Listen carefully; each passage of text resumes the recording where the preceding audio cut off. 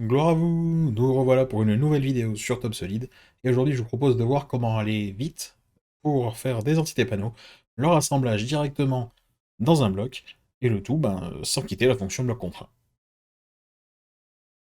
Alors, comme toujours, pas de magie, pas d'arnaque, on est d'accord, on part d'un bloc de base, jusque-là tout va bien, évidemment c'est le paramétrage qu'on a avancé pour que ça aille bien.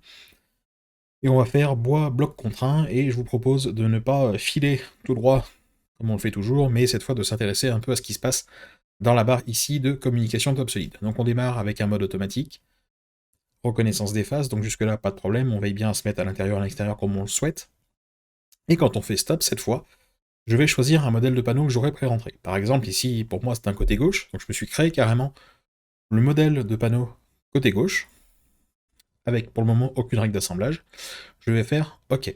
Ensuite, je relance automatique, on clique sur l'autre face, on la met à l'intérieur, même enchaînement, et cette fois, je l'appelle CD pour côté droit. Donc vous noterez qu'automatiquement, du coup, il me nomme les pièces correctement, hein, contrairement aux autres éléments.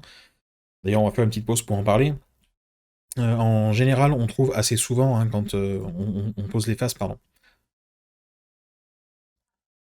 D'ailleurs, on a assez souvent, comme ça, quand on pose les faces en automatique, on pense souvent à gérer les champs, mais pas forcément à gérer les pièces. Alors, tout simplement parce qu'on n'y pense pas ou parce qu'on ne nous l'a pas expliqué, ça c'est pas le problème. Mais il faut savoir que quand vous créez un modèle de panneau, il y a plusieurs caractéristiques qui sont récupérées. Donc le champ, évidemment, comme modèle de panneau, et surtout les informations, les attributs que vous aurez mis sur les pièces. C'est d'ailleurs pour ça que je dessine en gris et que mes pièces apparaissent en vert. Que mon champ est placé à l'avant, ça c'est lié au modèle de panneau.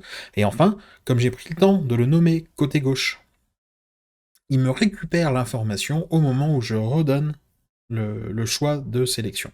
Du coup, comme j'ai fait ce travail préparatoire et que j'ai fait toutes mes pièces de base, côté droit, côté gauche, dessus, dessous, joue droite, joue gauche, porte, séparation horizontale, verticale, c'est-à-dire en gros les 10 pièces qui servent à faire un meuble, et ben du coup, je vais pouvoir créer un meuble finalement vachement vite, directement en entité panneau, avec la plupart des bons champs déjà placés, hein, je vous dis pas qu'il en manque pas, on est d'accord, hein, si ça se trouve je veux plaquer dessous, dessus, ça sera toujours à rajouter, mais encore une fois, l'idée c'est de gagner du temps, et donc là, si on va un peu plus loin, on peut même, pourquoi pas, déjà jeter l'assemblage directement, avec cette fois un choix de règle. Donc là, par exemple, je vais me mettre sur ma version dessus. Je vais lui dire que je veux un assemblage tourillon vis. Vous voyez qu'il les propose à droite et à gauche.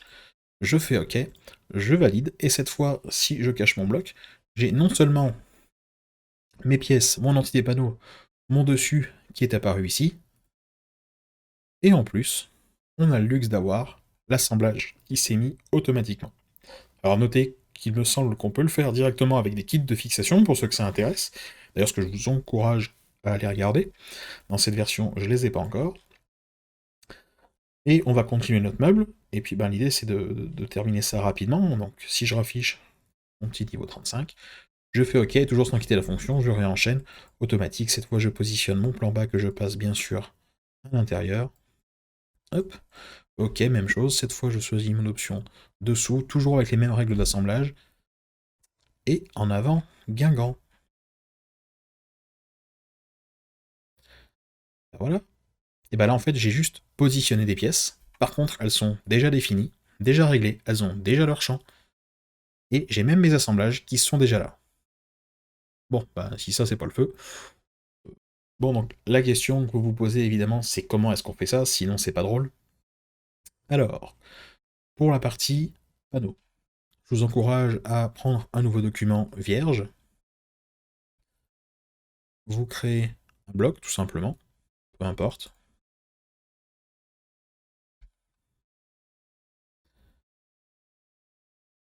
et vous allez faire panneau, cliquez sur une des phases de référence, cliquez sur OK, hop, vous allez définir votre pièce, donc soit vous ne mettez rien, vous n'avez pas besoin dans un premier temps, vous allez lui appliquer le champ par défaut que vous souhaitez voir, donc par exemple j'imagine du W908 blanc ou des choses comme ça, enfin je ne sais pas comment, ni même si vous codifiez vos champs, en tout cas vous appliquez le champ de base que vous souhaitez.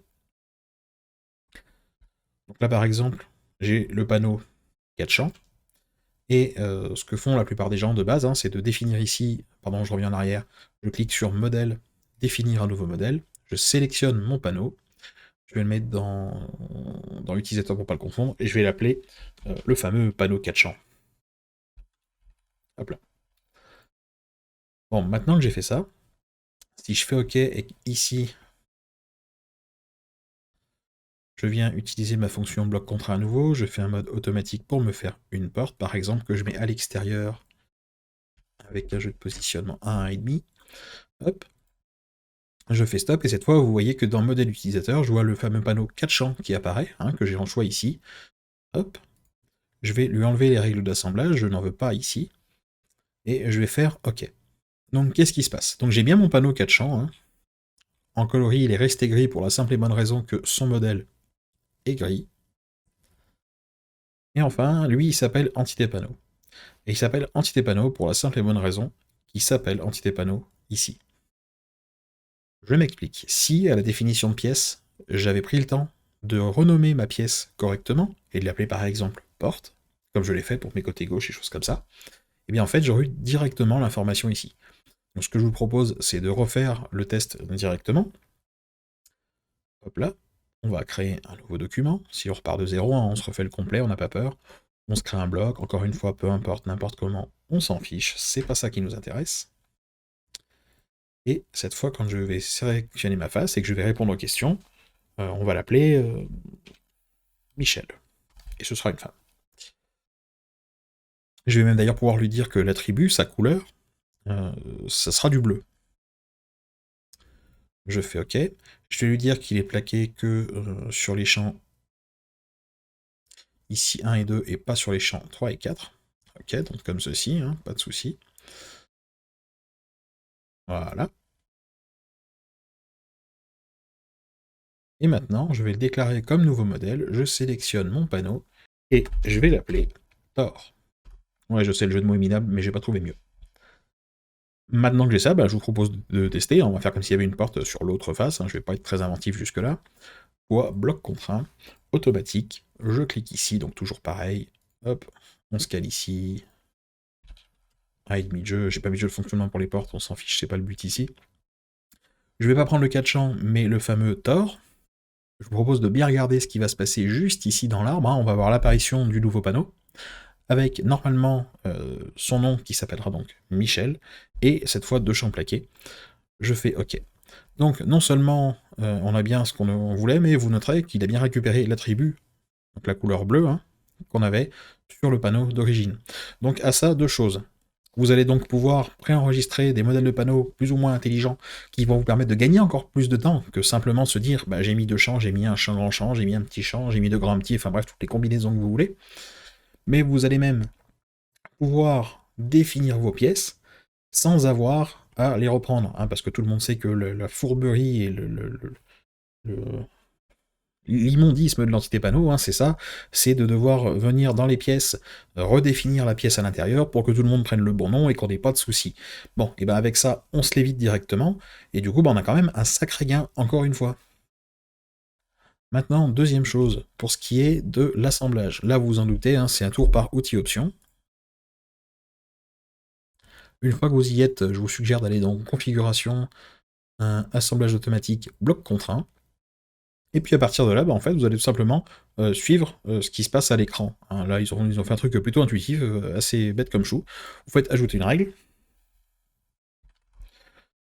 Et vous allez définir sur les faces, tel que le panneau est présenté, quels sont les assemblages que vous souhaitez voir.